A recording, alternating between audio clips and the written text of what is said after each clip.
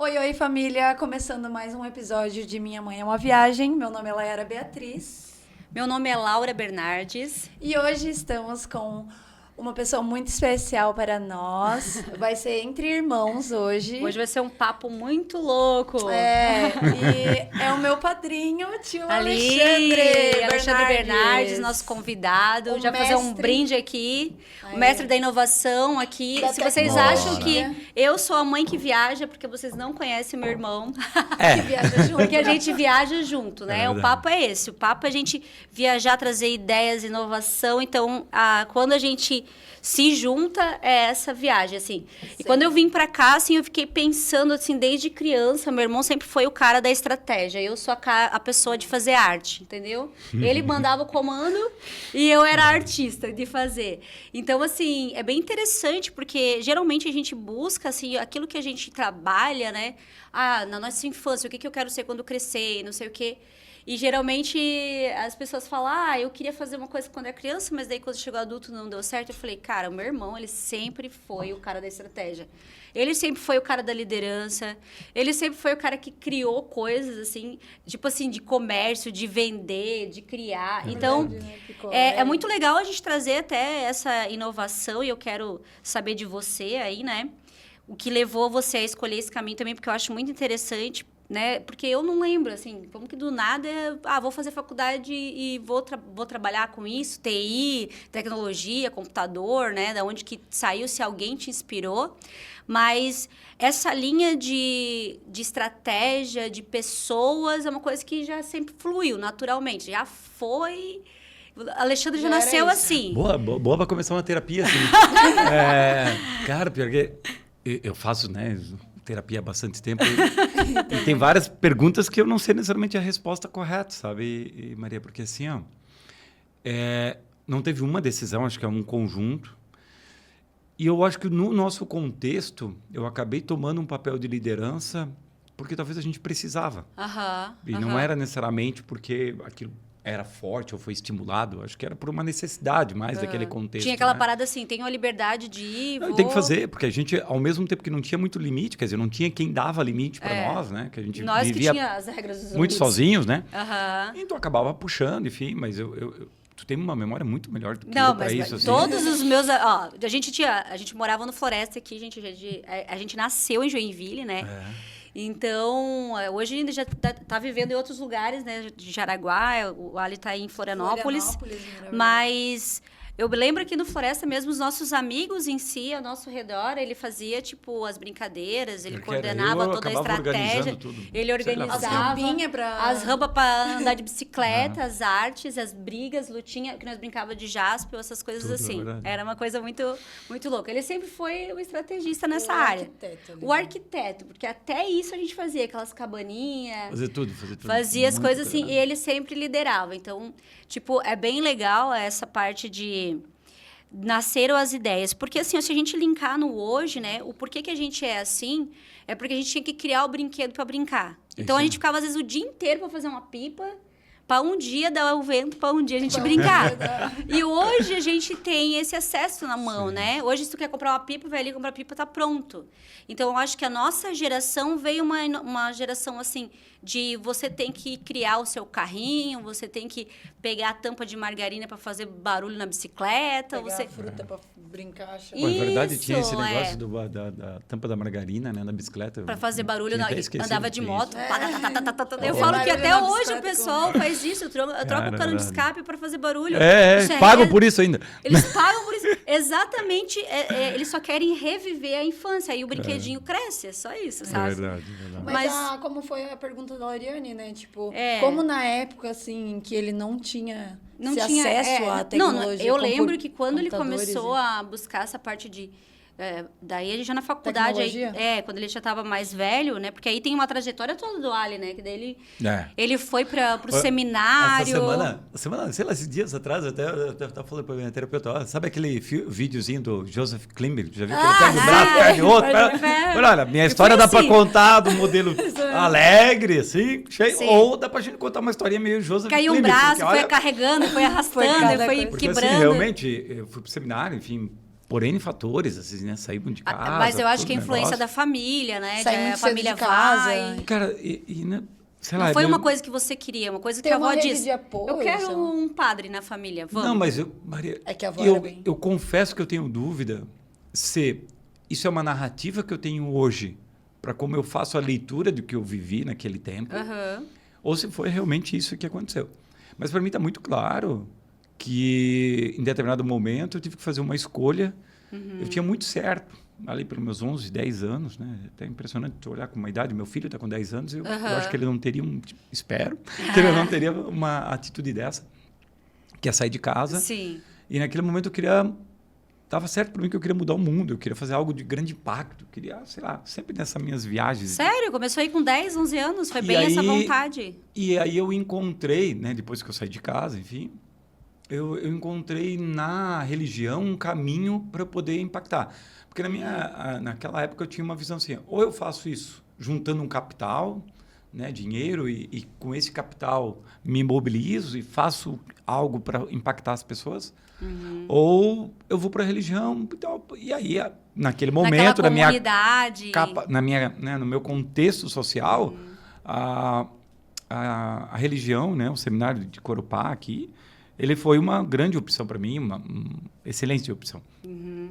Depois saí de lá e aí tentando responder assim... Essa parte do seminário foi questão assim de estudo, de amizades, de tudo. Na real foi falta de opção também, né? Mas só para lembrar.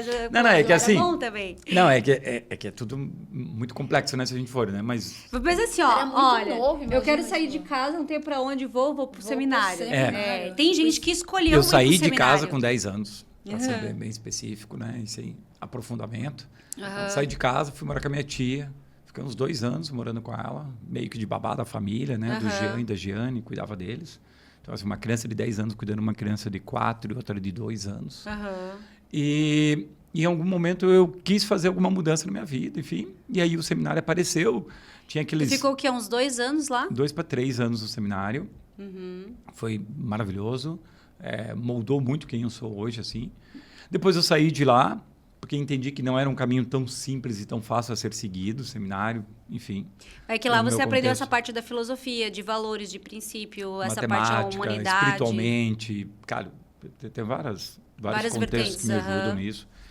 E aí eu saí e eu disse, não, cara, então eu vou ter que ir para o mundo do capital, né? De buscar capital, porque eu quero impactar o mundo, aquela coisa. Eu quero fazer dinheiro. Isso então, aí. tu foi para fazer dinheiro mesmo. E aí eu saí de lá, fui morar com um amigo, o Jason, lá em Jaraguá. Eu lembro que você fez a Crisma, né? Morou em Jaraguá? Isso, em Guaramirim. Daí eu morei em Jaraguá, Guaramirim. Estudava em Jaraguá, no Divina, e morava em Guaramirim. Ele estudava no Divina, no Bom Jesus. Com bolsa, né? Bolsa, né? Não pagava, né? Bom Jesus de Jaraguá é o mais top. Nossa, e aí, ele é fraco. Mas foi um pouco porque eu saí do seminário, né? E aí eu consegui bolsa por causa de ser claro, porque por causa do estudo também, né? Eles imaginavam que eu era... um cara muito top, ele falou assim, precisamos desse aluno. Calminho, tranquilo. Tranquilo. E aí eu estudei, na verdade, daí na época eu fui trabalhar na Lunender como auxiliar de facção, assim, recolhia tecido, coisa assim, bem auxiliar mesmo.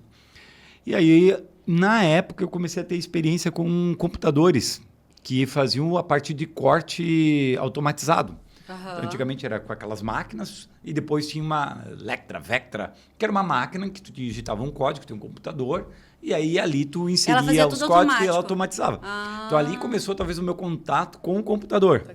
Para dizer assim, pô, tu pensa, legal. nossa, como é que isso aqui corta, como é que ela faz tudo certinho, as coisas aqui, né? Certo, alguém deve ter me dito, cara, estuda isso aí que tu vai ganhar dinheiro. Essa parte de elétrica, mecânica, e coisa assim. E na época eu fiz Unicamp, matemática, eu fiz bem diferente, passei.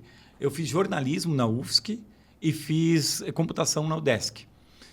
A Unicamp eu tinha que mudar para lá e não tinha um lugar, até tia Tata tinha um amigo lá e eu ia morar lá em Pedreira, lá na casa tal, lá em São Paulo, penso. Isso, mas ficava um negócio meio diferente para mim, eu não certo, tinha, né?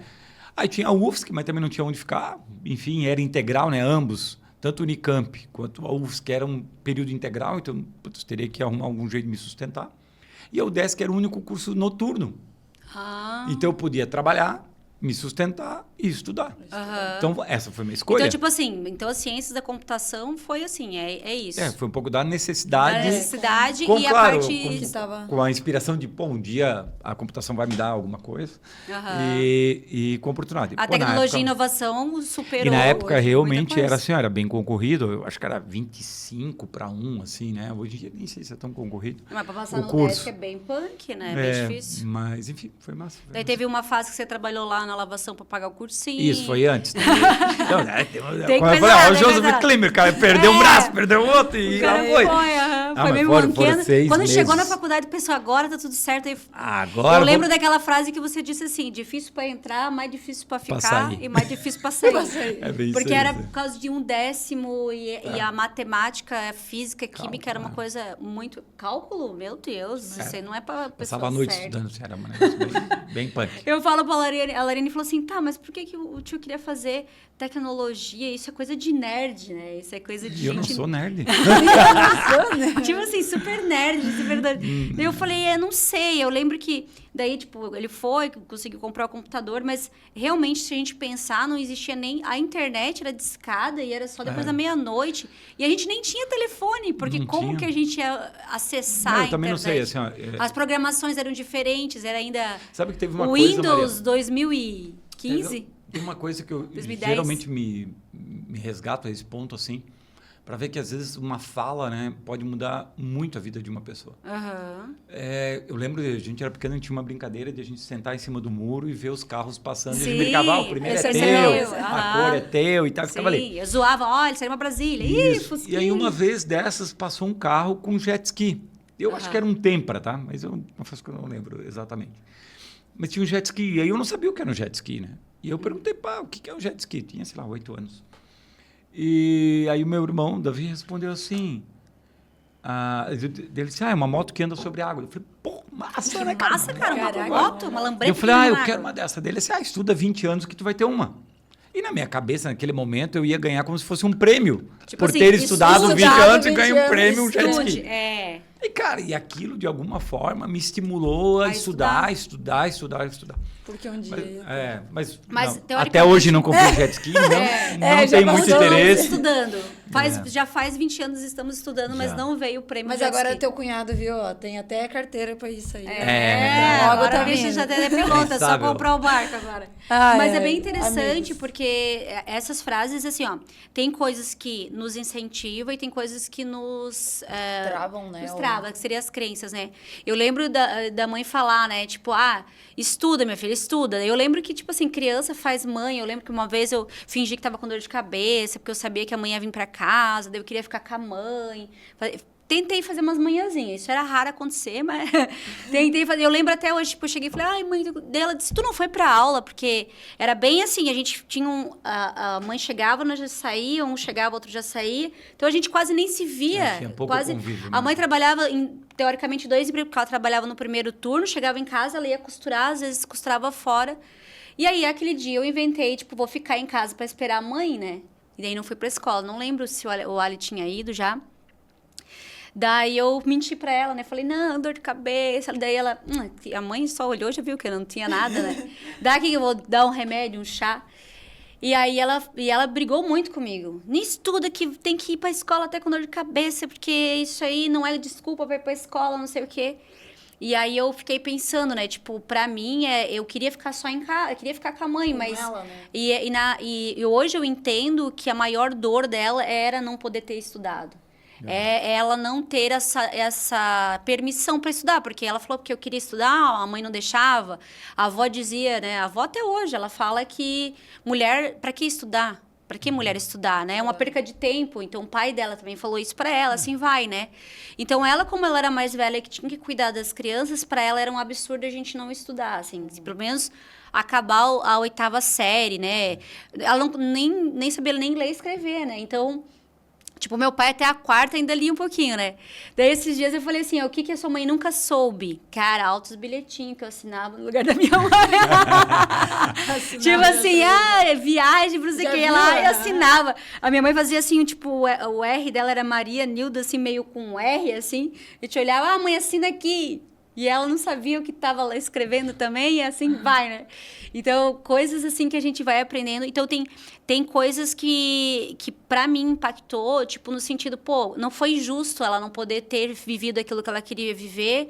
E eu falava assim, cara, se a minha mãe tivesse a oportunidade, ela seria bem assim, uma enfermeira, bem a curandeira, porque o estudo em si... com certeza ia despertar isso muito, né? Nessa parte do dela era muito de cuidar das pessoas, essa parte de caridade, de generosidade. E isso impactou na nossa vida também. A gente tem muito isso. Tem uma fala de Chico Xavier, na verdade, tem um pensamento dele que fala muito sobre que você nasceu na família e no corpo que merecesse. Ah, sim, você nasceu na família certa. Nisso, assim, eu acredito muito de que o meio, o contexto influencia, né, a desenvolver certas competências que a gente teve. Então, assim, a gente teve a mãe com as suas dificuldades, limitações, para nos, talvez, oportunizar outras dificuldades. Porque daí... acho que até para ti eu falei isso, eu lembro desse momento. Uma vez a Laera me perguntou como era não ter pai. Eu falei, Laera, eu confesso que eu não tenho resposta porque eu não tenho referência. Então, assim, tem um lado bom e um lado ruim. Tem um lado bom de eu não saber e eu posso ser diferente, porque eu não tenho uma referência ruim, então, tipo, eu posso ser um pai. Porque o que acontece? Até eu tinha trazido, né, o Joe aqui no podcast, e ele também, ele teve um monte de mães e conheceu o pai, acho que com 10 anos, ele falou só, olhou, beleza, tu é meu filho e tchau. Tipo, nem deu bola pra ele. E aí ele falou assim, sabe o que eu aprendi? É que eu sou um bom pai porque eu sei a dor de não ter um. Eu sou um ótimo pai, eu sou assim. E aí eu falei, cara, realmente é isso, porque ele tem essa parte de ele entender assim, cara, a gente sabe, se eu tivesse o pai, quem sabe eu não seria essa pessoa, quem sabe eu não seria esse pai hoje, que ele é muito assim, de brincar com os filhos dele, de trazer os filhos, sempre tá muito junto, mesmo que ele depois se separou, ele foi muito pai mesmo. Então eu acredito que a falta de pai fez com que a gente precisasse ter essa consciência de ter pai, de valorizar nossa família, de ser um pai melhor, de ser um pai presente, né? E acho muito lindo também a atitude do tio de mostrar todos os dias fotos antigas. Ele sempre vai, apareceu no meu celular. Então, é muito bom para aproximar também. Mostrar, construir memórias, né? Sabe que isso foi uma, sei lá, eu não sei necessariamente como começou isso, assim. Hoje já virou uma mania, meu Deus, todo dia com as filhas. Elas perguntam. E elas mesmas pegam o celular, já pegam. Mas a gente adotou um hábito e foi meio que numa visão, num senso de gratidão, sabe? De tentar olhar, rever e agradecer, um momento de oração no fim do dia. Então a gente deita na cama antes de dormir e elas mesmas pegam o celular e começam a ver fotos antigas. E a gente acabou adotando, né, para quem está olhando, e a gente pega quando vê uma de alguém e manda para a família. Então, assim, acaba que geralmente 9 da noite começa uma galera a receber foto e outra e tal. Meu, Alexandre resgatou uma foto lá de nós, quando a gente era criança. Então, assim, e é muito bom, porque elas mesmo, elas têm referência. Teve uma coisa que a gente fez alguns meses atrás e eu não sabia que era... Se eu soubesse que ele seria tão impactante, eu teria feito muito antes, mas a gente às vezes... subestima, que foi mostrar o vídeo do casamento para meus filos. Do teu casamento. Cara, assim, ó, eles ficaram... Elas festaram junto. Sensacional. E elas trouxeram, não, porque o pai fez isso, o mano tava lá e tal. Então, assim, sabe o que é interessante? Porque a Lorene também, assim, quando a gente casou... a gente casou, né? Eu casei, a Layara tava no casamento e a Lorene falou, tá, e eu tava onde? Isso. Nem no projeto. Porque a Lorene não existia ainda, só tava a Larissa e a Layara eram pequenas, bem pequenas, tinham uns 3 aninhos. A Layara tinha uns 2 anos e meio. E aí é legal, tipo, tu vê o vídeo, né? Tipo, agora elas... Eu não tava lá, ela tava... Onde que eu tava? Ontem, enfim, quando eu tava com elas, eu vi umas fotos que eu ia dar e viajamos, enfim, para um lugar dela. E eu tava onde? Eu falei, cara, eu tava no céu, tava no plano ainda e tal. Tava no plano de Deus, tava lá os anjinhos estavam guiando, você não tinha chegado aqui na Terra Mas ainda. Isso é muito legal mesmo. Mas é muito interessante, né? É um hábito que a gente adotou e assim, ó, recomendo. Sabe, é uma coisa simples. Resgatar sempre. Porque vem um senso de gratidão, de valorizar a tua história e conectando tudo, né? Assim, conectando também de, a gente tem uma história e a gente é parte daquilo, valoriza isso. Então, assim... Pra mim, é super terapia o Facebook das antigas, que parece pra mim as lembranças. Isso aí é nostalgia, Nossa! né? Às vezes, do nada, aparece um negócio numa postagem, não sei o quê. Mas é muito bom. Aí eu fui lá olhar, tipo, o que eu tava fazendo 10 anos atrás? Sim. Aí eu olhei assim, hoje mesmo, foi uma coisa que eu até fiz um storytelling, assim. Tipo, o que eu tava fazendo 5 anos atrás? 5 anos eu ainda tava lá na loja, eu tava... Daí eu decidi... 5? Faz 5 anos atrás. Mais de 5, na verdade, que eu vendi. Foi em 2018. 2019, eu fui pro escritório. E daí tem quando eu fiz 35 anos, tem uma foto lá no escritório e tal. E ainda tinha até um post que eu tinha feito, que eu tava fazendo marketing do escritório. Eu falei, tem como comprovar que eu tô fazendo esse marketing 5 anos já. Tipo, tá vendo esses 3 mil seguidores aqui? Foi tudo que eu plantei lá atrás.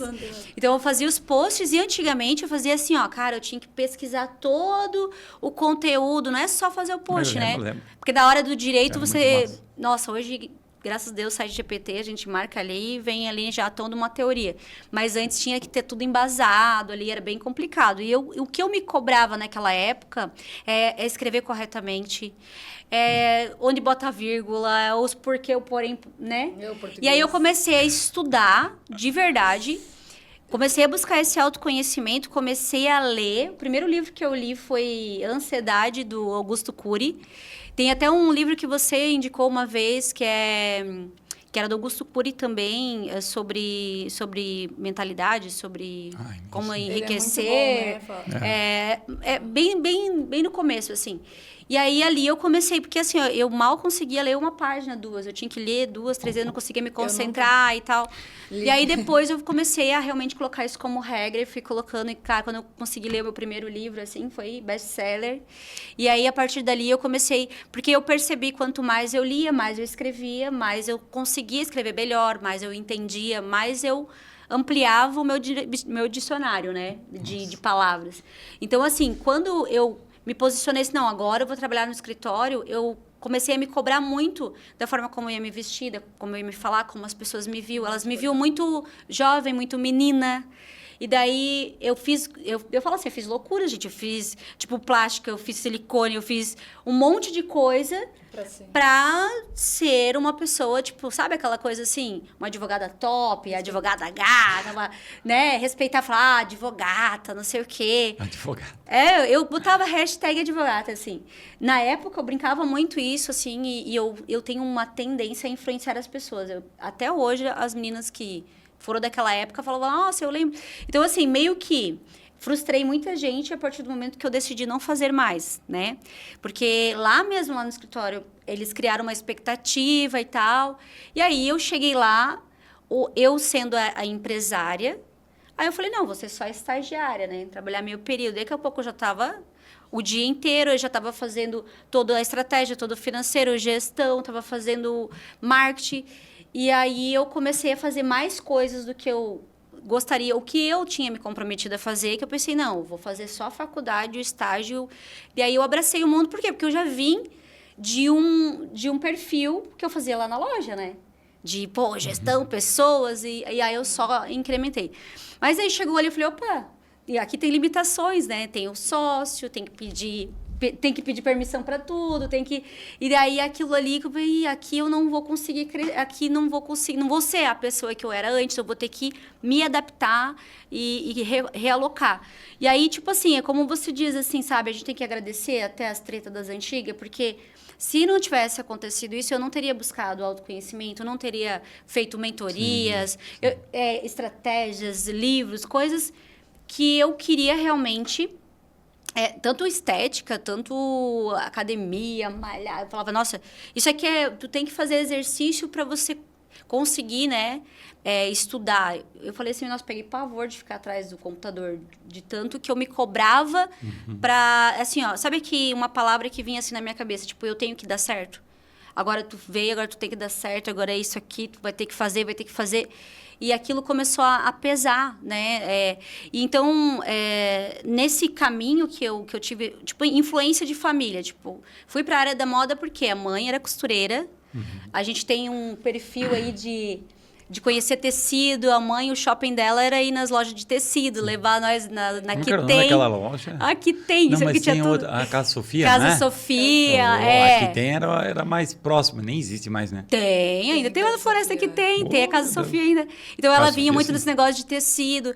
Então, assim, a parte da moda, a parte de tecido, de conhecer roupa, essas coisas assim, meio que já era uma tendência, assim, a parte de moda. Sim. É uma coisa que eu gosto também, né? Eu gostava na época já de fazer isso. E o resto a gente vai aprendendo, né? Aí, quando eu cheguei nessa linha de... eu preciso diminuir o tempo de trabalho, eu preciso trabalhar menos para ganhar mais, aí eu falei, não, vai para a área do direito. E isso foi tudo influenciado, porque isso, na verdade, foi o Ali, quando ele se formou, a gente foi na formatura dele, e daí a gente saiu de lá, o Adriano falou... Eu vou fazer faculdade. Eu vou fazer uma faculdade. Eu falei, eu quero fazer uma faculdade também e tal. Então, a gente foi, assim, crescendo junto, né, também. E foi estimulando e foi apoiando. Porque essa parte de família também a gente percebe, assim, que a gente espera também aquele apoio. Cara, o que tu vão fazer? E isso é loucura, isso não é para ti. Então, tem isso, assim, sabe? A parte do direito em si, para mim, entrou... por muitas dessas injustiças que aconteceram na minha infância, quando eu comecei a estudar mesmo, assim, a ver as mudanças da lei conforme o tempo, foi um autoconhecimento, assim, né? Eu entendi o porquê que meu pai não me registrou, eu entendi por que a minha mãe, né, tinha um nome ainda de casada e não era solteira, por que eu tinha o nome do meu avô, o teu também. O meu também é um nome que, na verdade, minha mãe não existe. Não existe, porque a mãe é Tavares, eu também sou a minha mãe também era Tavares. Que ela casou, na verdade, estava com o nome. Na teoria, a gente é com o mesmo nome de mãe. Nós temos só o mesmo que daí a nome mãe de mãe separou, e o mesmo nome do vô. Mas não temos pais. Daí isso mudou o sobrenome, do primeiro marido. Não, do primeiro marido dela. Que é do Davi, do Ailton, da Criciane. Tá, dos três. Daí quando tanto eu nasci quanto a Maria, fomos registrados, ela ainda estava com o nome de casado. E depois ela atualizou o nome, enfim, voltou pro nome de solteiro. É que antigamente eles não faziam divórcio, eles faziam desquite. Nem o vô Juca tava no teu... E o meu vô também, meu pai também não. Mas o meu pai ali, em questão do homem, é porque não tinha como você registrar filho fora do casamento mesmo. Tá. E é interessante, porque eu nunca me vi uma filha bastarda. Porque, assim, se você for ver, quando eu estudei, eu falei, como assim bastarda? Como assim? Não entendi o negócio, né? Então, nunca me coloquei nesse lugar, assim, de ser diferente, né? Então, assim, eu falo que eu ressignifiquei dessa forma. Eu sou filha única de pais separados. É isso. Filha única de pais separados, está ressignificado já. Porque se eu me colocar assim, quem é você? Tipo assim, eu sou a última filha do último relacionamento do meu pai e da minha mãe. Então aí complica mais.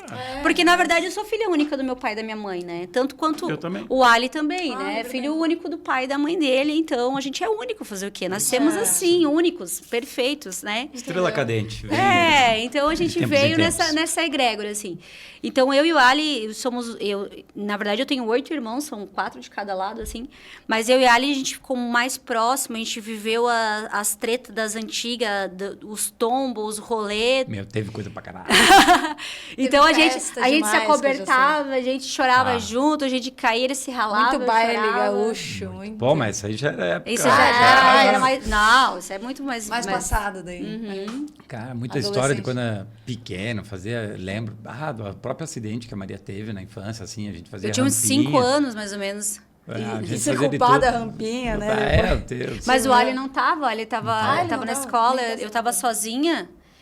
E eu peguei... sozinha? Fez a rampa sozinha? Não, tava eu e o vizinho, fizemos uma rampa, mas a gente já fazia, porque os grandes faziam e nós tínhamos a mesma idade, né? Tinha 5 anos. E aí, aquele dia, o meu pai, não sei como é que meu pai veio na hora do almoço ali. Geralmente, eles trancavam eu em casa pra mim não sair. Eu sempre ficava trancada. Eu sempre eles trancavam, tipo assim, fechava a porta até a minha mãe chegar. Daí liberava a porteirinha, daí eu saía pra rua. Tipo, uma fazia o primeiro fazia turno e o outro segundo, só que daí era entre o deslocamento tinha uma meia hora às vezes, e às vezes a Amanda até chegava antes, né? Então quando chegava alguém em casa, eu saía do chiqueirinho, como diz o negócio, da porteirinha. E aquele dia o pai, pai, quero andar de bicicleta, ele pegou e deixou eu ir. Ferrou, né? Porque ele deixou e foi embora, foi trabalhar. E eu fiquei na rua brincando com o meu amigo. E aí inventamos de fazer a rampa e rampamos pra rua, né? Mas ninguém tava Mas foi na hora, aí o carro me levou longe. Aí não tinha ninguém em casa, deu móvel aos vizinhos. Até ali, hoje uma tem história. Mas de acidente dá uma lista fácil aqui. De Pior bike. que esses dias perguntaram, tá, mas nesses exames, você já quebrou algum membro? Eu falei, Nunca quebrei. Pior que eu acho que eu nunca quebrei. Não, pior que esses dois não. Porém, eu já troquei toda a pele do corpo, não sei quantas pele, vezes. Essa lindeza, porque só assim, ó, cicatrizes, não tem onde não ralou. E é uma coisa muito engraçada, né, que eu tava, antes disso eu falei pra Lariane, nossa, eu vou eternizar todas as histórias de bike, de bicicleta, de coisa. E daí eu falando pra ela assim, nossa, uma vez foi bem impactante que a gente caiu, assim, um baita tombaço na Rua Santa Maria, assim, veio um morrão, saímos se ralando, assim, mas não tinha onde ralar. E aí nós chegamos em casa e a minha irmã tinha acabado de chegar do sítio e ela tinha trazido sorvete. E é muito engraçado, porque, tipo assim, a gente chorando. Eu cortei aqui na barriga, ainda tipo, se cortamos, aquele sangrando, ele comendo sorvete e chorando ali. Cara, foi uma coisa muito engraçada, porque, tipo, era pra nós estar felizes, porque, assim, é difícil ter um sorvete, era uma vez por ano. E nós, tipo, tá doendo, mas a gente vai comendo aqui. Tipo, tava saciando ali, tentando fazer com que a criança se acalmasse, né? Porque, querendo ou não, quando você leva um tombo, você leva um susto. Nossa, dá um... Não, e tu lembra, a gente caiu, da Santa Maria até em casa, era quase 2 quilômetros, sei lá. Nem sei Fomos dizer arrastando hoje. a bicicleta em casa. E fomos... O Alisson estava falando, levanta, pega, sobe. Fomos chorando, sangrando. Nós, rapaz. mas era um morro que hoje não é tão grande se tu ir lá hoje, né? Mas não, é para duas crianças. Cara, eu devia ter... Porque eu saí dali, a gente saiu dali, eu tinha 8. Isso foi antes, sei lá, tinha 7, a Maria 4... 4 anos eu tava ali embaixo. Eu sentava na bikezinha, segurava no banco assim. E o pau pegava, né? Era muito louco. Daí uma vez o Alexandre ganhou uma bicicleta. Sabe aquela bicicleta de fazer manobra? Cross, menor. Crossinha, menor, assim. Bike cross, né? Nós inventamos de fazer uns rally com aquela bicicleta. Fomos lá perto da igreja e começamos a dar freio, igreja, assim. Aí tinha que ela freava no pé. E aí nós falava assim, vamos ver quem dá a rampada mais... A freada mais longa. E aí foi o Ali, foi e tal. Daqui a pouco eu peguei a bike e fui. Daí falhou, mas o dele com tudo no muro, rachou a bicicleta no meio, cara. Quebrou o aro da bicicleta. No meio, rachou. Daí o Alexandre, uma ponta aqui... A gente foi pra casa. A gente foi pra casa com a metade da bicicleta, só segurada pelo cabo do freio. A gente fazia muita loucura. Cara, tomar banho de rio, hoje, olho lá naquele rio que tem em Santa Maria. É valeta aquilo, nem rio não era, né? A gente tomava banho ali. A gente fazia uma barricada. A gente chamava aquilo ali de... Nem lembro o nome daquilo. Como é que era o nome? A gente chamava ali Barreira, de... Barreira, não, como que é? Meu Deus, era... tipo aqueles era negócios... um córrego, assim, mas como é que era o nome que a gente falava? Enfim. A gente fazia, assim, um monte de tomar pedra. Banho. Fazia, tipo, uma piscina. Que daí ele fica... Cara, a gente ia... Eu lembro... Ribeirão. Era tipo um ribeirão, assim. Cara, Mas a gente tomava banho com os peixinhos. Na verdade, não era peixe, era aquele sapinho. Girino. E a gente brincava. Por que a pessoa nunca fica doente? Cara, na valeta, na chuva. Aqui em Joinville, quantas vezes chovia, nós tomava banho na enchente. Joinville, né? Cara, vivia tomando banho na enchente. E uma loucura. Do empreendedorismo daí. Mas isso já começou desde criança. Pô, eu lembro. Vendia picolé. Trazia isso assim, né? Mas, eu vendia picolé ali, sei lá se eu também. Eu vou falar 7 anos, mas. Mas mais ou menos isso. Assim, a gente vendia picolé, a Maria junto. Eu não sei, mas assim, por que vender? Claro que era pra comer o picolé também, mas... O meu princípio era assim, eu queria comer o picolé e não tinha condições. Daí eu tinha que vender porque a gente ganhava. Que daí a metade, tipo, era nossa e a outra metade era o lucro deles. Então a gente tinha que vender tanto lá pra gente poder... A gente não ganhava dinheiro, a gente só comprava o Só ganhava o picolé? Só ganhava o picolé. Então, assim, tu quer comer picolé? Vai vender o picolé. Vai vender E daí tu vende e tal. Mas a gente fazia... Eu lembro também ali na Santa Maria que eu vivia reclamando, falando, todo mundo quer o pão quente, mas todo mundo tem preguiça de ir lá buscar o pão quente. Ninguém queria comprar o pão de manhã. Cara, na época eu pensei, vou montar um delivery. Claro, nem se falava delivery. Não existia ainda. Mas assim, o Alexandre já teve essa ideia, sabia? De fazer um delivery de entregar pão. Entregar o pão quentinho na casa. Na casa. Marcar horário. Eu não vou falar, mas assim, 1986. Eu tive muitas ideias. 30 anos.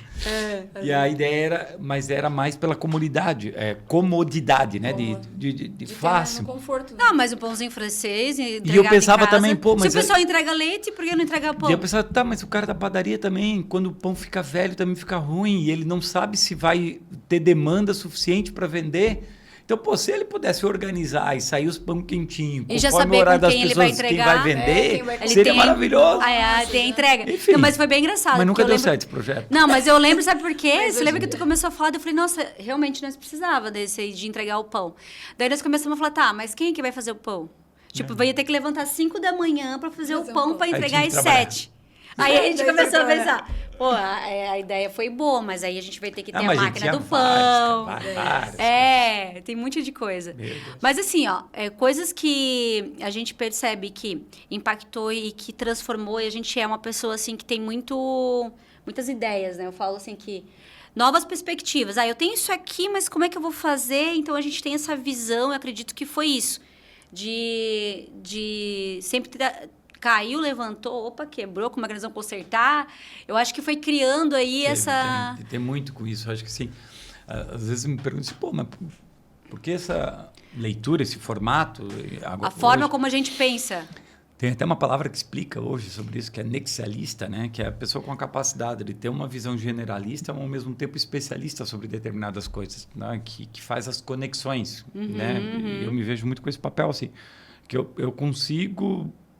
ter uma visão sobre muita coisa e conectar. E conectar mesmo sem ter profundidade. Então, assim, mas isso eu acho que veio muito da nossa infância, porque como a gente tinha muitas restrições, né? A gente tinha que inventar as coisas. Um pedaço de pau virava um caminhão, uma arma virava não sei o quê. Virava um e isso barco, mudava a brincadeira e era o mesmo pedaço de pau. Chovia, virava um barco e não era uma arma, e o carrinho na areia e era o mesmo pedaço de pau. Porque era o contexto que a gente tinha, cara. Sim. Era aquilo, ia ficar, sei lá, nem tinha TV naquela época, eu acho que a gente era proibido, nem sei. Uma vez tu lembra horários. Que tu subiu na estante e eu fui te salvar e tu derrubou a televisão. A TV. Porque assim, era uma casa... Era uma casa pobrezinha. Muito engraçada. Não tinha teto, não tinha nada. E a TV... O piso era torto. Assim. O piso era torto, né? Era uma casa assim de madeira, bem casinha de bruxa mesmo. E aí a estante era amarrada. Porque senão ela caía, ela era amarrada na parte de cima. Era uma contenção. E a outra foi... E a TV ali. E eu sei lá, porque possivelmente tinha alguma coisa em cima da TV, lá em cima da estante. Querendo uma estante que já tá assim. E a tranquilinha, que hoje eu olho pra minha filha e digo, sei de onde veio. Não, mas assim, eu sempre falo, quando eu olho pra Martina, eu falo, tadinha. A Martina é a nossa infância. Cara, ela é igualzinha a eu, cara. Ela não para tanto que às vezes eu dou uma risada por dentro, assim, porque eu sei porque sabe que eu fui bem pior. Bem pior, tá tudo certo. Eu olhando pra minhas filhas, elas são uma bênção perto do que eu era. Eu era terrívelzinha, tadinha. E aí a Maria subiu na estante. E estourou aquela corda. Estourou a corda e veio com tudo, né? Aí ele foi pra tentar segurar. O problema, sabe o que aconteceu? É que caiu em cima de mim e ele não conseguia levantar. E ele ficou meio em cima do sofá. Travou a TV, ela ali, ficamos ali. A gente não conseguia sair. Até um adulto chegar? Até chegar um adulto. E aí, esses dias, sabe o que me lembrou isso? Que eu sempre tive esse meio achando que eu tinha um poder. Porque esses dias o carro lá em casa, lá, que o carro correu e eu fui segurar o carro. Cara, fiquei trancado no muro. Não, olha. Mas é uma coisa assim, é meio que automático tu tentar salvar. Eu acho que é o super-homem. Vindo e ele aqui, ó. Ele tentando segurar. Como, cara? Olha o peso. Ainda bem, se não fosse aquele carro maior que ele tinha. Não, se fosse outro carro. Se não fosse a minha área de proteção, airbag aqui. Não quebrou nem uma costelinha. Não, mas eu lembro assim, ó, que a mãe geralmente ela fazia assim, ó, tipo Nescau, era só pra fazer um bolo, alguma coisa, então ela tinha um costume de deixar em cima dos armários. Pode ser, Maria. Tipo assim, o Nescau, até a gente tava falando da farinha láctea. Porra, eu comi todo aquele pacote que tu me deu. Puta, claro que eu comi também. Farinha láctea, fica a dica. Não, isso aí deu uma repercussão no meu Instagram, porque eu fiz um vídeo. Falei, olha, eu tô fazendo aqui aniversário do meu irmão. Pô, tipo, essa bolacha. Eu falei assim, ó, essa bolacha aqui, gente, nossa, assim, ó, eu fiz terapia. Não, ainda faço. Ainda falo da bolacha. Essa é história até meus 100 anos. Essa bolacha aqui, tipo assim, fiz terapia, porque foi gatilhos de injustiça. Porque a gente fala assim, quais as feridas emocionais que linkam a emoções de impacto, né? Então, assim, cara, foi impactante pra mim, porque... Tipo, meu pai não comprou pra ele, eu achei injusto isso, né? Por que ele não comprou pra ele? Tempo... Por que eu tenho que dividir? Mas, Maria, mas tu vê assim, né, cara? Essa história também diz muito, assim. E, ao mesmo tempo, como eu busco ter essa sensação de gratidão e entendimento no nosso contexto. A história, né, para quem não conhece toda, né, a gente vivia com o pai da Maria, ele é meu padrasto, e ele comprou um pacote de bolacha recheada só para ela. Não comprou para mim. E, pô, uma criança entender que é irmão, que tal, tá na mesma casa, mas que não é para ti.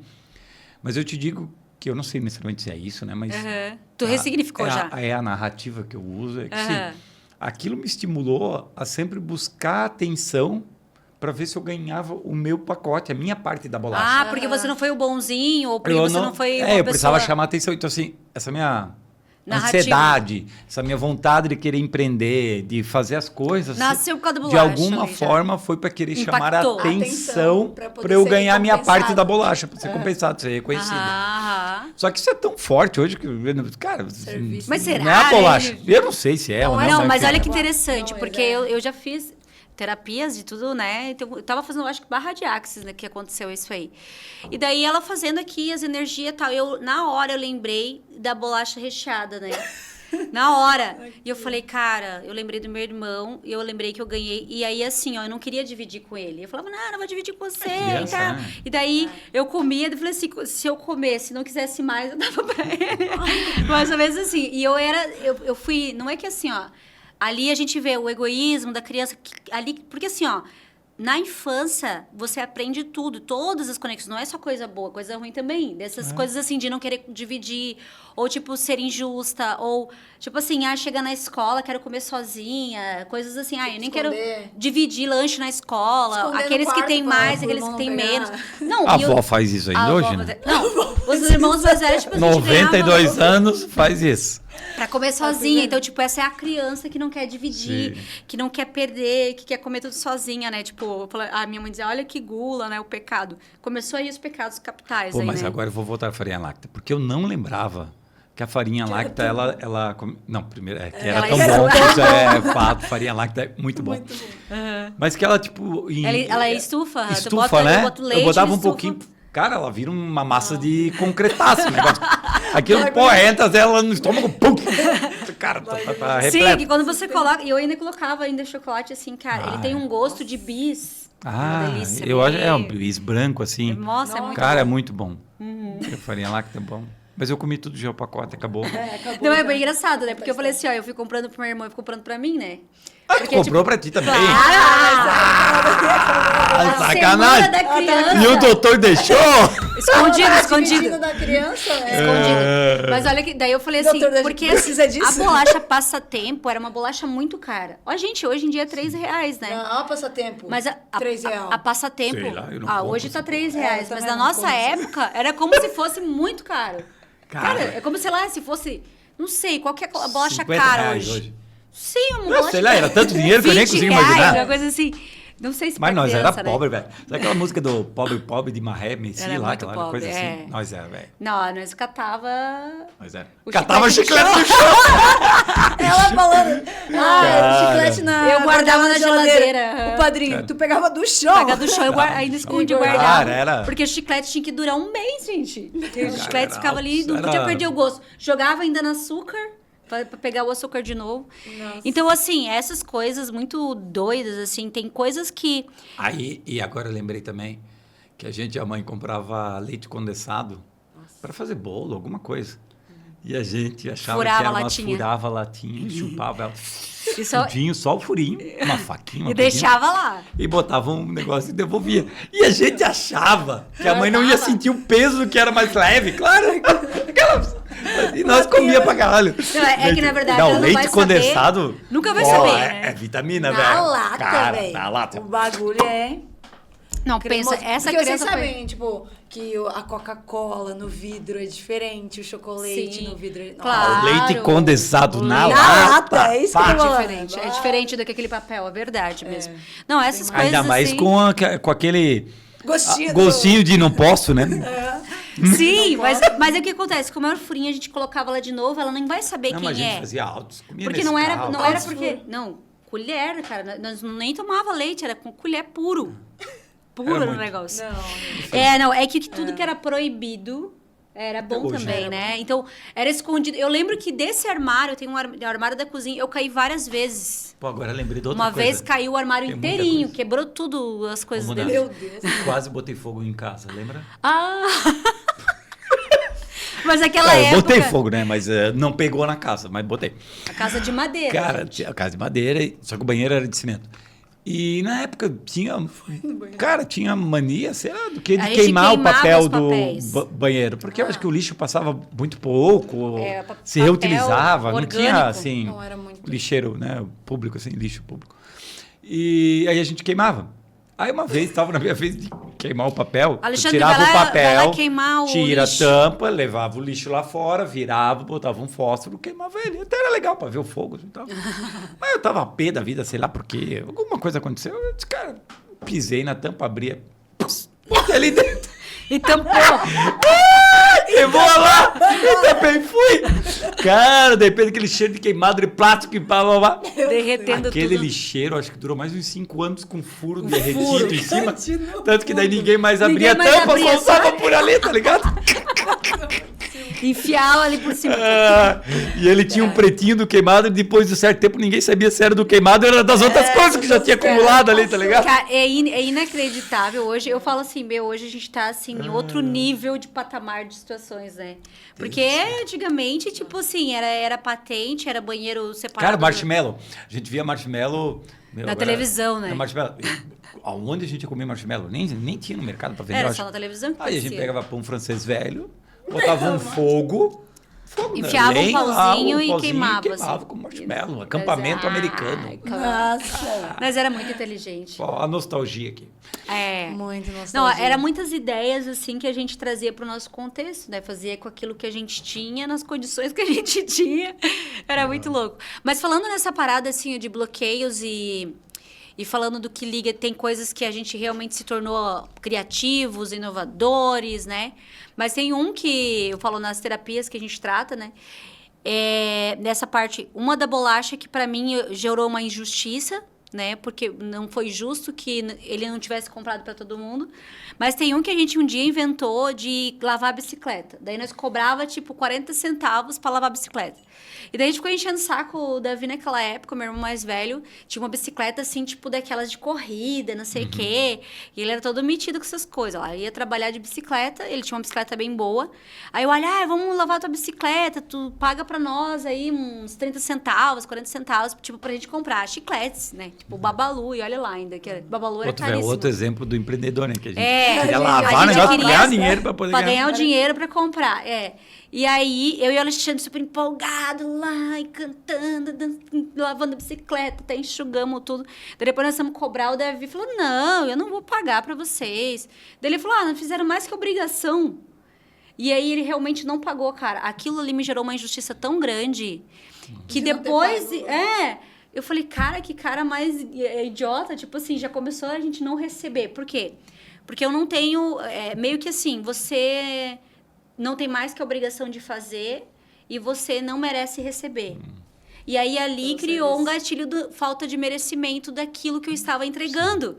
Pô, isso ali eu tinha 3, 4 anos, né, Ali? Era muito criança. Só que ali a gente estava gerando essa troca. Porque a gente era empreendedor, mas a gente queria receber também. Claro. Aí a gente vendia a pipa ali, a gente já, a gente fazia muitos negócios. 25 centavos, 30 centavos, 50 centavos. Só que o legal era você receber o dinheirinho pra não ganhar, né? Pra não gastar. Tu lembra do caminhão da Kibon? O pessoal da Santa Maria aí, que tá ligadinho agora. Tinha um cara que ele era motorista de um caminhão da Kibon, né? Eu acho que era isso, não é? E aí ele sempre tinha um caminhão e ele distribuía, chegava no fim do dia, geralmente lá pelas 10 horas da noite. Aquilo que ele não conseguiu entregar, ele doava.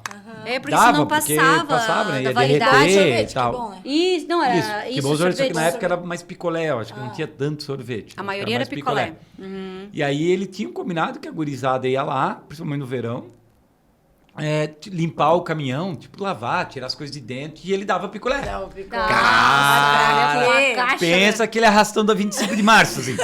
Cara, era a galera... Mas é que era uma comunidade de criança, era uma disputa, Cara, porque daí ele escolhia quais crianças que ia também, não era ele todas. Distribuía, mas era o nosso momento, sorteado, né, cara? claro. Era um momento não, gente, a gente fazia de tudo pra gente comer essas besteirinhas, né? Meu marido fala assim, meu Deus, por que você é tão... Eu falei, cara, porque assim, chocolate era só no Natal, quando a mãe ganhava no baldinho. E quando a gente ganhava muito, tipo assim, se a tia desse uma caixa de bombom, ela fazia a gente guardar até a Páscoa. Ela falava assim, ó. Cara, maionese, eu lembro maionese. Guardava. Era uma vez no ano. Refrigerante, uma vez no ano, sei lá, talvez duas, aniversário, Páscoa. Você lembra que era agora o refrigerante era Baré? Baré cola, é verdade. Era Baré, framboesa. Assim. Cara, não, então eram coisas assim muito difíceis de a gente ter. Então, tipo, hoje, eu falo assim, sabe o que é você trabalhar o merecimento de você ir no mercado, tipo, fim de mês, e você poder comprar. Tipo assim, querendo ou não, uma farinha láctea, cara, é R$20, é caro. E um pacotinho assim, então... Falei, cara, gente, tudo hoje a gente pode fazer isso, sabe? Hoje eu posso comprar o chocolate de, sei lá, de R$30 que seja e... Parcelar aqui. Parcelar em 10 vezes. 10 vezes de R$3. 3 pila. Mano. Então, é uma loucura, porque a gente trabalha muito essa parte, assim... Nas terapias, essa escassez, esse medo de ter, esse medo de perder, medo de faltar, medo de a gente não conseguir ter o suficiente. Porque essa parte da escassez é o medo de perder, é o medo de não ter, é o medo de, eu tenho que trabalhar tanto para ganhar tanto para conseguir merecer isso. Ou para ter aquilo. Mas quando a gente conquista, a gente acaba não sentindo aquela satisfação não de merecimento. Essa gratidão, como então a gente tem que estar trabalhando isso. Por isso que a gente olha as fotos, revê, para tu ver, mano, olha onde eu cheguei. Cara, não, tem muita história. Um primo da nossa mãe, né? Cara, isso para mim assim, mostra o nível de evolução. O nível de evolução, ao mesmo tempo de risco que a gente corria. Ele nos encontrou numa certa adolescência, sei lá. Não, a gente tinha ido ali na avó, assim, era bem no início, uns 10 anos, assim, eu já estava casada já. A gente já tinha, sei lá, superado algumas coisas na vida. E aí o cara, ele olhou assim, viu nós dois, meu Deus, vocês estão vivos! Vivo, mas ele foi tão indignado, meu Deus, vocês estão vivos? Não, mas tu... 2 ratos, daí era pra estar morto. O Alexandre lá, mas é o filho da Nilda... Tipo assim, uma coisa extraordinária, assim, né? Porque a gente andava descalço. Não, a gente ia tudo pra dar errado.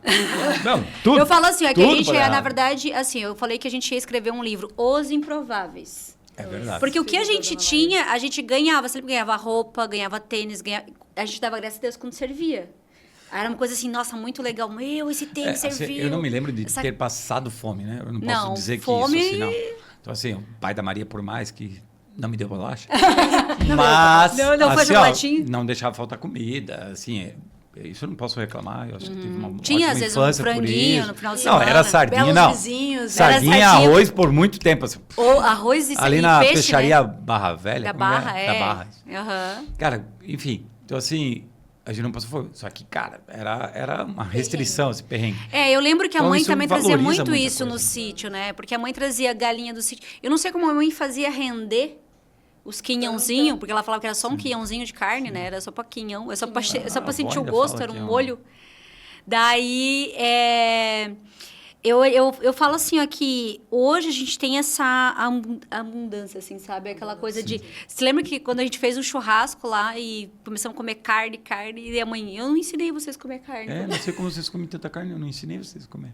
Porque realmente nem tinha, né? Então, tu comia o arroz com molho, né? O feijão com molho, era coisas que a gente ganhava, né? Então, assim, ó, fala um monte... Eu falei que na infância nós ia ter um monte de coisa pra falar, né? Meu Deus, que impactou e foi muito marcante as nossas histórias, assim, de quem nos tornou, né? Tem uma frase, assim, que o Ali me passou hoje, eu falei, cara, ame ou odeie seu pai, a sua mãe, você precisa reconhecer a sua história, né? Então, isso pra mim, falei, nossa, cara, realmente a gente precisa conhecer nossa história, da onde a gente vem, valorizar os nossos perrengues. Eu estava falando uma coisa hoje, assim, vindo pra cá, né, de Floripa pra Joinville, estava conversando com uma pessoa, daí eu falei, cara, a gente... tem um sentimento que eu só descobri ele quando sendo pai, que é o de impotência. Que assim, você querer fazer algo para o seu filho, ajudar, tirar uma dor dele e não conseguir. A gente não tem controle. Esse entendimento de que muitas vezes os nossos pais, dentro das limitações que eles tiveram, se sentiram muitas vezes incompetentes ou incapazes de nos ajudar com alguma coisa. Cara, é diferente. Porque hoje, né, falo mais por questões de saúde, né? Às vezes a criança está com dor, tu não tem o que fazer e tal. Mas eu vejo, olhando para nossa história, quantas coisas a mãe se sentiu impotente. De não poder fazer. De não dar uma bicicleta, de não dar um brinquedo, de não dar uma comida. Não tinha condições. Mas a criança não conseguia entender aquilo, então pedia. Então... Não, porque também assim, ó, eu sempre dou exemplo porque a gente comparava com os vizinhos que tinha, a gente comparava com os pais que tinha. Então, se a gente fosse analisar, se a gente não tivesse a comparação dos outros, nosso pai e nossa mãe seria o suficiente. Agora, se eu comparasse, a bicicleta do cara, ou aquele cara que tinha os brinquedos, né? E tinha comando em ação, não lembro. Fofão. Mas eu falo assim, a gente só queria brincar com ele porque ele tinha os comandos e ações. Não era Marquinhos? Eu acho que era Marcos o nome dele. O pai dele... A Santa Maria que vocês estão falando é ali no... É na Rua do Vôlei. Da avó, né? Não, é ali na Santa Maria. Da avó. Ali onde o pai morava, ainda tem a casa dele. Do Vitorino, ali do lado do Vitorino. Do lado do Vitorino. Sim, ali nós andávamos. Aquela rua era nossa. Foi ali que era beco, era o beco. É ali que eu me quebrei, ali que eu me ralei inteira. Vocês moravam ali nessa beco ali era nosso, nossa, a floresta era a nossa terra. Aquele mercado. Então, assim, a gente teve muitas lições, muito aprendizado, né? E nessa linha aí até eu falei assim, como que você chegou nos caminhos? Eu acredito que foi tudo isso, foi toda essa construção de história. Eu acho que valorizando também os tombos.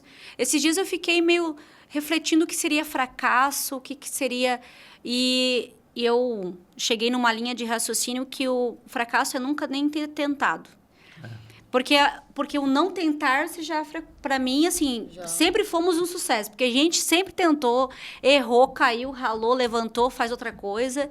E a gente teve sempre essa linha. Eu não conseguia colocar isso como se algum dia fracassei. Não consigo ver, sabe? Eu acredito que... Tudo isso fez para vocês... Todos os erros, a gente olhava, beleza, caí aqui, errei, agora eu já vou fazer dessa forma, agora eu aprendi. E a gente já olhava... Fortalecendo. E ressignificava, meio que a gente já ia aprendendo, né?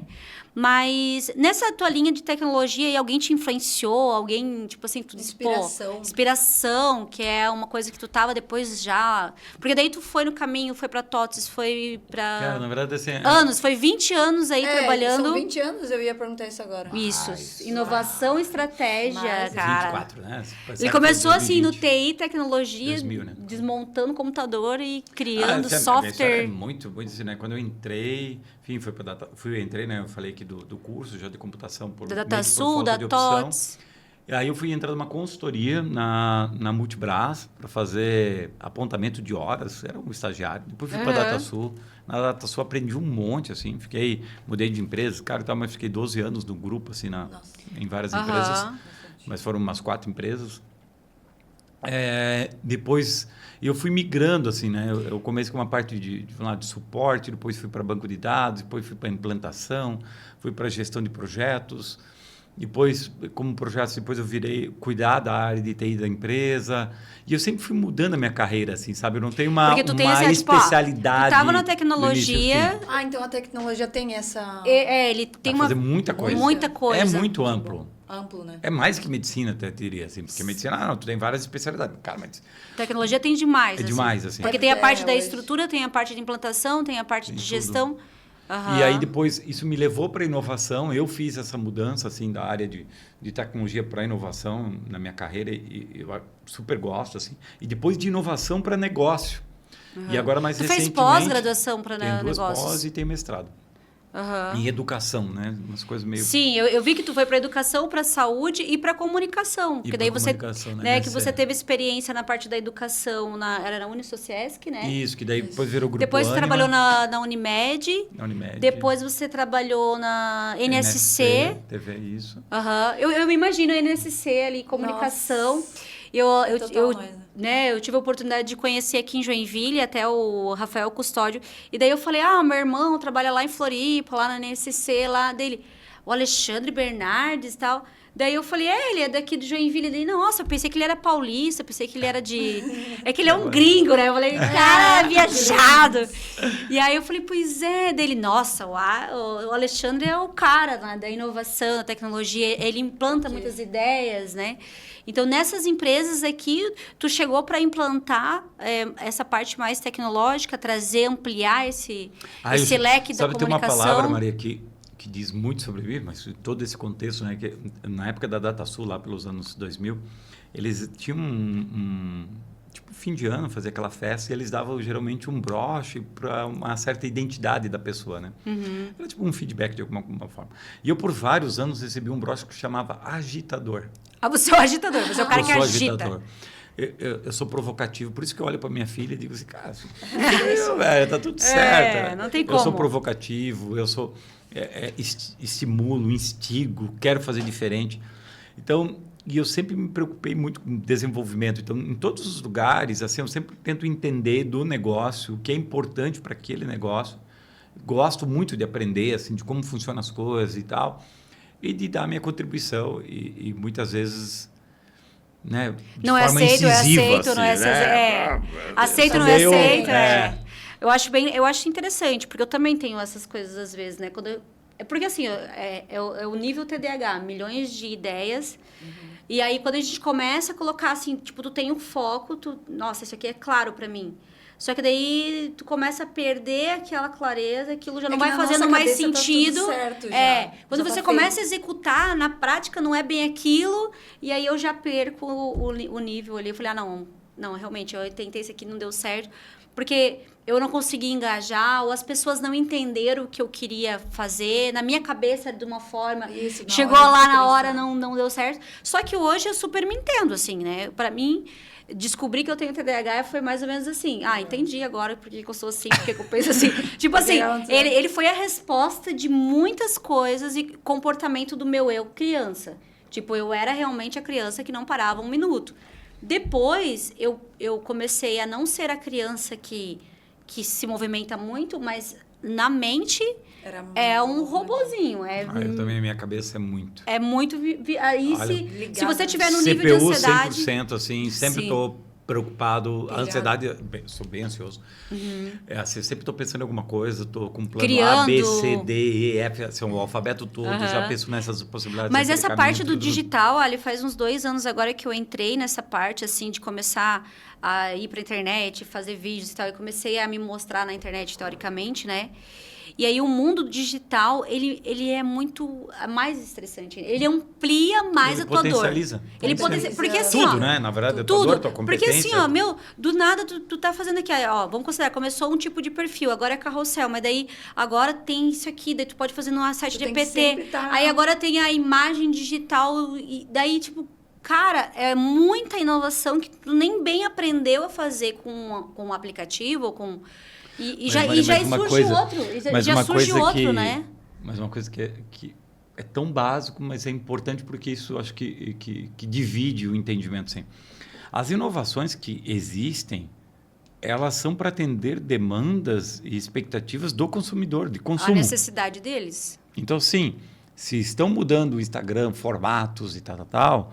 é porque entenderam um jeito melhor de atender a expectativa das pessoas. Por quê? Porque se aquilo não atender a expectativa das pessoas, ele vai morrer. Eles tiram, né? Vai ser natural. Como foi adaptando os vídeos, adaptando essas coisas assim. Quando a gente olha, e essa é uma das minhas, assim, que eu sempre busco, estou num trabalho novo, num job novo, o que as pessoas esperam daqui? Sabe? Buscar empatia, entendimento. Tem várias metodologias, palavras, termos em inglês, tudo, mas... Cara, é tentar se pôr no outro, assim. Eu sempre trago isso, cara, barriga no balcão, o que ele está querendo vender, o que ele está querendo fazer, aonde que está a proposta de valor, o que é o entendimento. Então, as pessoas às vezes olham inovação como se fosse um monstro, é um negócio. Cara, não, muito difícil. Do que assim, se tu voltasse, sei lá, 80, sei lá quantos anos atrás, e lá no boteco do seu Joaquim, ele vai ter uma percepção muito próxima do que a gente procura hoje quanto inovação, que é o que é entender o cliente. Entender o que o cliente quer. O que ele quer ouvir? Como que eu vou atender bem ele quer a pinga assim, mas agora ele começou a reclamar que a pinga tá amarga, ele quer uma pinga mais doce, sei lá, né? Vamos considerar que seria assim, qual é o tipo de entrega. Então, assim, hoje eu vejo que as pessoas buscam mais a experiência, o momento. Porque, na verdade, a nova geração, as gerações que são responsabilidade nossa, porque a gente formou, a gente criou essa geração, elas têm uma percepção do trabalho diferente que nós. Elas têm uma percepção sobre o ter diferente do que nós. E isso faz com que também as novas inovações... expectativas delas são mudem. Diferentes. Então, em vez de a gente estar vendendo carro, a gente está alugando, está tendo Uber. Em vez de a gente comprar casa na praia, a gente está alugando no Airbnb. Por quê? Porque as expectativas dos novos eles consumidores... não querem mais ter, eles diferente. Vão usar aquilo que já tem. Eles preferem, em vez Porque de... se você vê sustentabilidade, é isso, é usar aquilo que você já tem. Também tem. Na verdade, sustentabilidade é um equilíbrio dessas relações, sabe? Então, os nossos jovens, eles estão buscando um equilíbrio melhor nessas relações entre consumo, economia, capitalismo e tal. Estão procurando um modelo... Acho que não tem uma regra muito clara, mas o que se depara sempre é com medo, né? Então, assim, essa parte, como tenho ali, né, uma grande equipe da área do direito, o medo deles é essa parte tecnológica, essa parte de substituir, essa parte... E aí a gente sempre se debate com uma coisa assim... Hoje a gente busca também autenticidade, posicionamento, conectar com as pessoas. E eu sempre falo, cara, eu acho que a parte humana, nenhum robô em si vai conseguir demonstrar aquilo que você quer conectar com alguém. Eu não sei se, para mim, tem muito essa parte de energia, de intenção, de criação daquilo que tu tá fazendo. E por trás dessa máquina sempre vai ter uma pessoa que vai direcionar ela. Eu não consigo entender, assim, tipo, que a máquina em si vai... Porque a Lariane, na cabeça dela, assim, vai ter um advogado, robô, né? Não, na verdade, assim, né, o que muitos dizem por aí, né? Na verdade, você não vai perder o seu trabalho para IA. Você vai perder o seu trabalho para alguém que usa IA. Bom, o cara usa. Uma pessoa que usa IA, ela vai fazer trabalho de 10 pessoas. Então, as outras 9, que se não atualizarem, aquele job não vai ser mais feito. Se elas não vai fazer outra coisa. Isso, dessa parte de aceitar e trazer isso para o teu dia a dia. Mas tem uma... Cara, já há 10 anos, faz tempo. Tem uma coisa que eu lia bastante, eles já falavam que a nova competência, que naquela época, né, 10 anos atrás, e eu vejo isso tão claro agora, é a competência de aprender a aprender. Tem que aprender sempre. Cara, a IA tá ali, tá? Como é que eu aprendo isso? Como é que eu consumo? Agora a busca não é mais no Google, é no ChatGPT. Como é que eu aprendo isso? Como é que eu uso isso a meu favor? Essa curiosidade, essa vontade de sempre se manter atualizado, ela é mais importante que qualquer outra competência do que o conhecimento em si. Porque essa vontade, se tu buscar, ele vai te trazer o conhecimento de alguma forma, né? Então, eu acho que esse aprender, reaprender, ter essa humildade de dizer, tá, eu acho que eu sei. Eu sou um bom advogado. Mas a maioria das pessoas querem o quê? Ter controle. Porque assim, sabe qual que é a frase? É assim, time que tá ganhando a gente não mexe. Não, isso é bem velho, né? Funciona, né? Tipo assim, time que tá ganhando a gente não mexe, porque sempre foi assim, tô ganhando dinheiro assim. Tá muito... Esse negócio de mudar a equipe, daí vai ser muito difícil a gente adaptar. Então, assim, eu sei que essa frase é uma frase das antigas, assim, uma frase até política, teoricamente, né? Que o pessoal fala, não, isso é política. Gente, mas para ter democracia a gente precisa mudar. Para ter igualdade a gente precisa mudar. O ciclo é isso. É realmente trazer algo novo, Nós estamos aqui para isso, para evoluir. Para evoluir. Então, as pessoas ficam ali no conforto, por quê? Porque elas não têm uma visão de como poderia ser e ela vai perder o controle. Sim. Então, é muito baseado também no controle, claro, né? Mas tu vê, né? Ao mesmo tempo, eu gosto tanto da mudança, mas ao mesmo tempo, eu gosto de ter o controle. Não sei se o controle necessariamente, mas eu gosto de estar preparado para tudo. E isso aí vem a minha ansiedade, entendeu? Então, assim... Tipo, eu quero saber como é que eu vou lidar com isso. Não, porque já aconteceu assim, tipo, eu uso o Canvas para fazer lá os meus posts. E aí agora veio outras inovações, veio o Canva Carrossel, veio o Canva Infinito. Daí aquilo ali, cara, eu não consegui fazer, já comecei a não fazer mais. Eu falei, eu vou fazer igual das antigas, então eu não quero fazer mais esse negócio. Então eu pensei, a dificuldade de se adaptar com o novo, de utilizar essa ferramenta. Tipo, eu nem bem aprendi com uma, agora já tô tendo outra. Então, é muito complicado isso, assim. pra gente trazer no nosso dia a dia, porque as pessoas ao nosso redor, geralmente, elas têm mais medo que nós. Eu sou uma pessoa que me joga, eu não tenho problema com isso. Mas aí eu chego lá, meu, Adriano, olha interessante isso aqui dele. Não, isso aí não vai dar certo, isso aí é coisa de doido. Né? As malucagens, as teses novas, porque o que acontece? Não tem ainda comprovação que isso vai dar certo, não tem ainda o status de...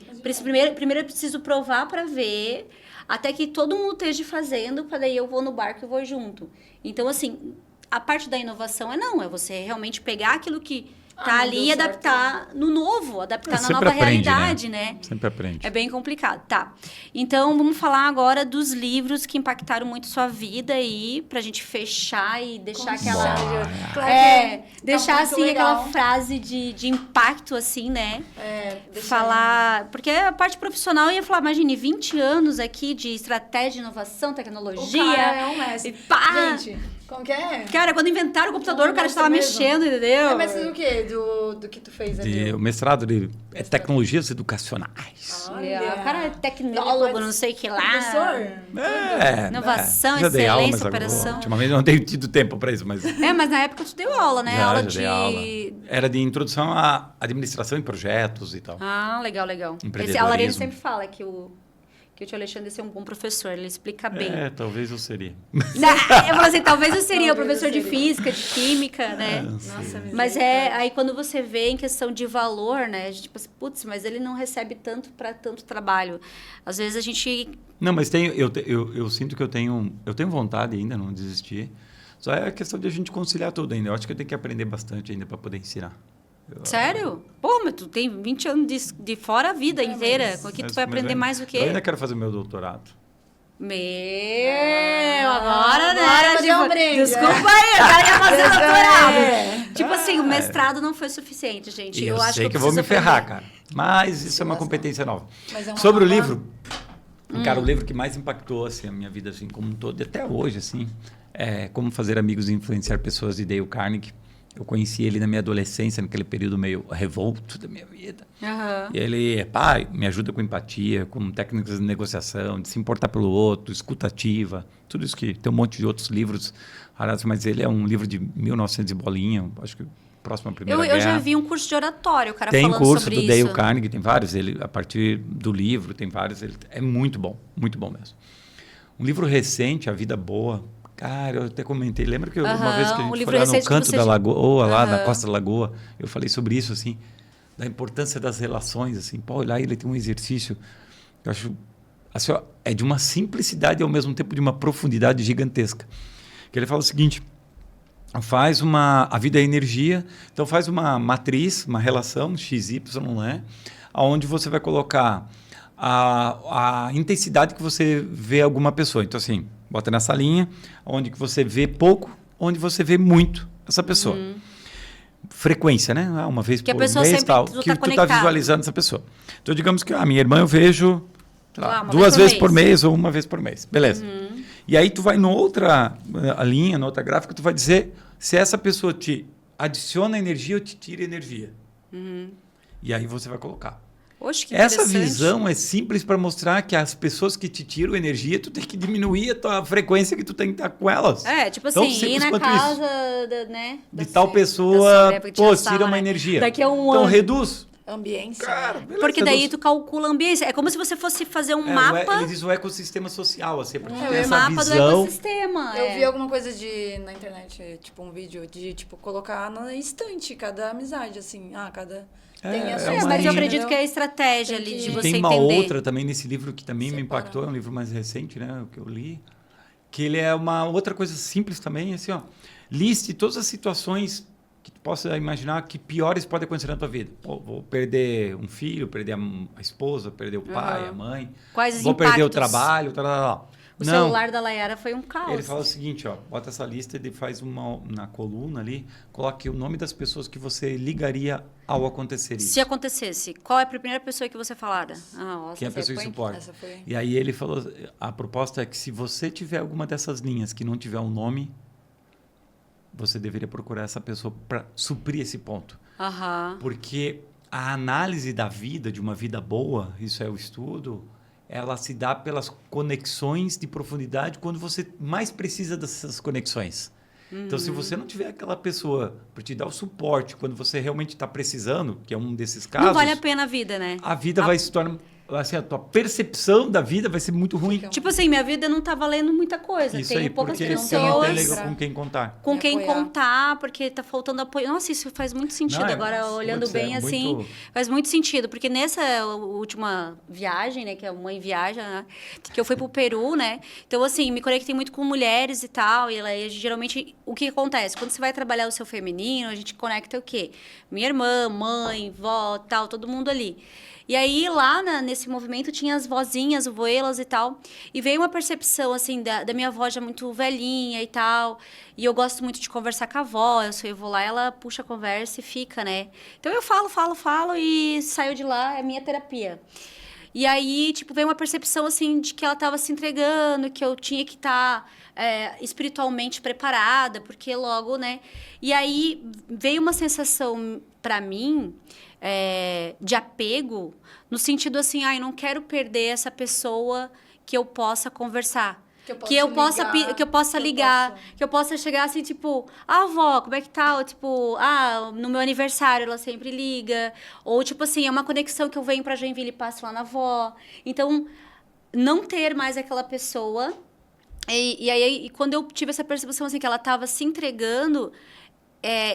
na minha cabeça, eu não concordo que você... tipo, tudo bem, se Deus levar, beleza. Mas eu não quero que você se entregue.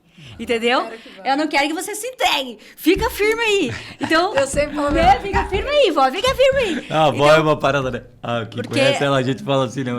Assim, para quem me conhece um pouco mais, eu sou além de agitador, tiro sarro de todo mundo. Eu falo, vó, fica tranquilo, que se a avó não morrer até os 100, a gente dá fim na avó, aí tá tudo certo. Não vai até os 100. Mas vamos até os 100, até os 100 a gente aguenta. Mas é por causa disso, eu acredito que, como você falou agora, né, sobre conexões, tipo, para quem eu ligava, para quem, tipo assim, se tá doente, se eu preciso... Tipo assim, a maior perda, tipo, a mãe...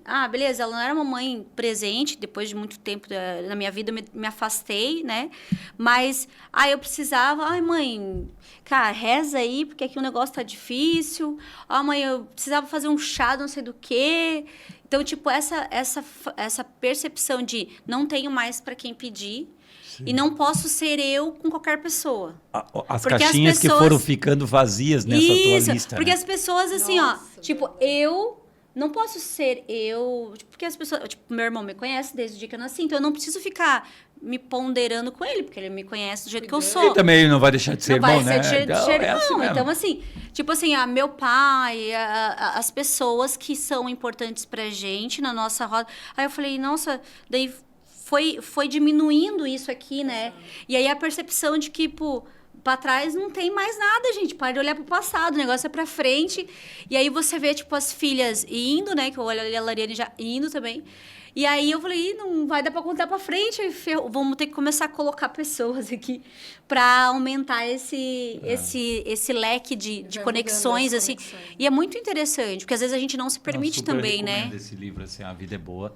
Foi a minha esposa Dai. Foi a Dai que te ama.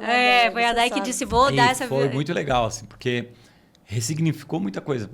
Eu acho que eu falei isso para vocês. Eu tenho muito essa percepção de família, muito essa coisa de conexão. Eu tinha muito, assim, de que eu queria ter algo, né? Você, não, quero ter um rancho, quero ter uma coisa. Eu sempre queria ter algo para, na verdade, levar as pessoas para poder viver bons momentos. E aí eu falei, cara, na verdade eu não preciso ter algo para viver bons momentos. Preciso né? comprar que eu quero para ter. Não, eu posso ter bons momentos e investir o dinheiro disso. Porque uma coisa não me garante necessariamente a outra, né? Ter um lugar e ninguém ir lá não te garante. Vai estar lá o sítio com muito coisa para fazer. Não tenho tentado, né, dentro do possível, de priorizar relações, boas relações. Para manter minha lista cheia, para quando poder ligar. Deixa a lista cheia. Tipo, quem você vai precisar, se você precisa de dinheiro. Tem umas 2 vagas aqui na minha lista. Uma quando eu precisar pedir dinheiro, tem uma listinha que essa aqui eu posso ter uns 4, 5. Aqui sempre bom. Se não tiver tipo um empréstimo, alguma coisa. Porque é muito complicado. Se você, assim... empréstimo é muito complicado. Eu ia falar assim, sabe muito juros. Se você abrir um triplex na cabeça da pessoa, é que eu comecei... tá, mas pra quem eu ligaria mesmo? Se eu ficar sem dinheiro, Abriu um triplex, né? Será que eu ia ter crédito? Bom. Onde que eu ia ter crédito? Então... Mas é um exercício tão simples e ao mesmo tempo que isso dá energia, porque a gente sente isso, né? Pô, vou na casa daquela pessoa, pô, não gosto porque ela é tal. Cara, diminui. Tu tem que manter a relação porque é familiar e tal, mas diminui. Muito isso, Pô, e aquela que te dá energia, pô, busca mais, não, a Layara, faz mais. Ela é a energia em si. As amigas dela chamam, Layara, tô precisando de você essa semana, não tô muito bem, vem aqui, vamos fazer alguma coisa. É o que eu falei pra porque ela é um movimento, também, ela é uma troca, né? Tipo, porque a gente se ajuda, a gente conversa, a gente troca. Então essa energia, a Layara chega lá, já muda tudo, né? Já vem rindo, já brincando, conversando, as pessoas falam, hoje mesmo a gente foi comprar o picolé ali na hora do almoço ali, tu começou a falar ali, daí a mulher já começou a rir, tipo, só escutando ela falando, né? Porque se conecta com todo mundo que tá ao redor. A alegria, ela contagia, né? É tão bom me falaram. se as pessoas pudessem conectar sorrindo o tempo todo. É que tu falou ali, esqueci. Contagia, né? Contagia. Mas a minha terapeuta também, eu falei com ela, que sobre entretenimento, né? A gente tava falando de internet e tudo mais. Ela adora essas coisas de humor. Eu gosto muito, criadora de conteúdos e tal. E, mano, esqueci o raciocínio. Mas assim, mano... TDAH é foda! TDAH é foda. Comecei, eu juro que o assunto tava aqui, mas eu não vou. Eu comecei a humor, terapia, e aí picolé. Alegria. E picolé, daí ela me chamou no picolé. Eu já esqueci, gente. Mas, gente, quero agradecer imensamente esse papo maravilhoso. Muito né? bom. Esse Obrigado, papo entre irmãos aqui nem foi muito, nem falou, confessou muita coisa, vai ter que ter parte 2. Não confessou que ele não contou pra mãe, porque a mãe sabia do lixo que ele queimou, dos bilhetinhos que ele assinou. Que ele não foi tão bonzinho assim como ele parece ser. Ele foi arteirinho também. Mas é bem engraçado, assim. Eu gostei demais, né, dessa troca. Sabe que é muito bom relembrar e é uma conversa boa. Cara, que vai fluindo, se deixar a gente pira mesmo. Né? Desculpa, Thiago, mais uma vez. Nossa, mas ó, temos, lá, gente. Então, comenta, compartilha, deixa seu like, deixa suas ideias. Se você quiser inovar, olha só. Agora tu falou, deixa seu like. Inovação. Tô imaginando as minhas filhas verem isso aqui, porque elas vêm e falam, deixa seu like. Deixa seu like. Fazer o papai e tal. Comenta, compartilha. Bora. Mais então, ou menos Valentina isso. Também, Martina, um beijo pra vocês. Lolô. Família toda. Que não é fraca a família, né? Não é fraca ali. Mas obrigada, galera, por sempre também... tá incentivando e parando a gente, falando, nossa, vejo vocês lá no podcast, então isso é muito bom pra nós. É isso aí, é só vir embarcar na viagem com a gente. E também agradecer o padrinho, né, que é uma grande inspiração. Querendo ou não, é lá de Florianópolis, né, pra vir aqui, pra Joinville, tudo isso. Foi um grande prazer aí de trocar essa energia. Agradeço. E eu, né, anotar tudo aqui, né, as dicas aí, os próximos... Bora. Tá eternizado, como diria. Teria mais um livro aí, só pra fechar com... que tu indicaria? O Homo Sapiens, do Harari. Esse aí, todo mundo fala que ele dá pra usar pra tudo. Cara, ele explica muitas coisas. Principalmente sobre isso aqui. Pra mim, tudo na vida é uma narrativa. E é um jeito que tu conta a história. Os fatos estão aí, talvez eles são verídicos para todos, enfim. Agora, como tu interpreta aquele fato aí? Então, assim, se a vida é boa ou ruim, é uma interpretação que você dá para ela. De tudo. Então, tente contar a melhor história para ti, assim, para tua vida, de jeito que te faça bem, né? Que não te preocupe com a história dos outros, né? Se preocupa com a tua história. Eu gosto muito do Harari ali, ele me dá várias conexões, principalmente sobre a nossa competência, né? Que o que nos difere dos outros animais é o processo de comunicação, é a narrativa, é criar história em cima de fatos, e isso conecta as pessoas. Isso é religião, isso é propósito nas empresas, tem um monte de narrativas, mas isso é necessário, não é uma crítica negativa, e pelo contrário. Na verdade, a gente olhar que a vida é boa mesmo. Narrativas. A gente pode contar a nossa história de uma forma boa. Muito legal, muito legal. Amém. Agradece o Pirão aí. Agradece o Pirão, Maria. E obrigada, galera. Essa aí eu vou deixar lá embaixo escrito. Quer saber mais sobre agradecer o Pirão? Né? No próximo capítulo desse episódio. Valeu, gratidão. Tchau. Tchau.